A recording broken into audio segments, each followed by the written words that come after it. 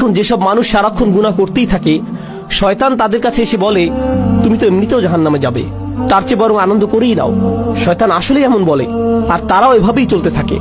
আরে ধুর, আমি আর কি বা করব, তুমি জানো না ভাই আমি একেবারেই ব্যর্থ, আশাহীন, তার চেয়ে বরং পুরোটা এনজয় করে নিই। শয়তানের প্রত্যেকটি ওয়াসওয়াসা শুনি, ফাটাফাটি করেই যাই দুনিয়া থেকে, জীবন তো একটাই, এরপর মরে যাব, এটাই হলো তাদের চিন্তা। এমন মানসিকতার জন্য আপনাকে অভিনন্দন। আল্লাহ আযজা ওয়া জাল্লা আমাদেরকে কি বলছেন? ইল্লা মান রাহিমা রাব্বুক ওয়ালিযালিকা খালাকাহু মা ইয়াফআলুল্লাহু বিআযাবিকুম। আল্লাহ বলছেন তোমাদেরকে শাস্তি দিয়ে আল্লাহ কি পাবেন? মনে করো আল্লাহ চান তোমাদেরকে শাস্তি দিতে? আল্লাহ আমাদের কোরআনে এই প্রশ্ন করছেন যে আমাদেরকে শাস্তি দিয়ে তার কি লাভ হবে? এই জন্য তো তিনি তোমাদের বানাননি, এই জন্য তো তিনি তোমাদের সৃষ্টি করেননি। আরেক স্থানে আল্লাহ বলছেন শুধুমাত্র তাদের ক্ষমা করে দেবার জন্যই তিনি তাদের সৃষ্টি করেছেন। অর্থাৎ তাদের তিনি সৃষ্টি করেছেন তাদের প্রতি করুণা করার জন্যই। তিনি আমাদের সৃষ্টি করেছেন যেন আমরা তার করুণা অর্জন করতে পারি। তিনি বলেননি তিনি আমাদের জাহান্নামের জন্য বানিয়েছেন, তিনি আমাদের করুণা অর্জনের জন্যই বানিয়েছেন।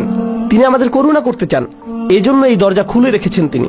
তিনি আমাদের এক পা আগাতে বলছেন, বাকিটুকু তিনিই পূরণ করে দিবেন। বেশি কিছু করতে হবে না আপনাকে, শুধু তার দিকে একটুখানি ফিরে আসুন, একটুখানি তাকে দিন, আর তিনি সেই দরজাগুলো খুলে দিবেন।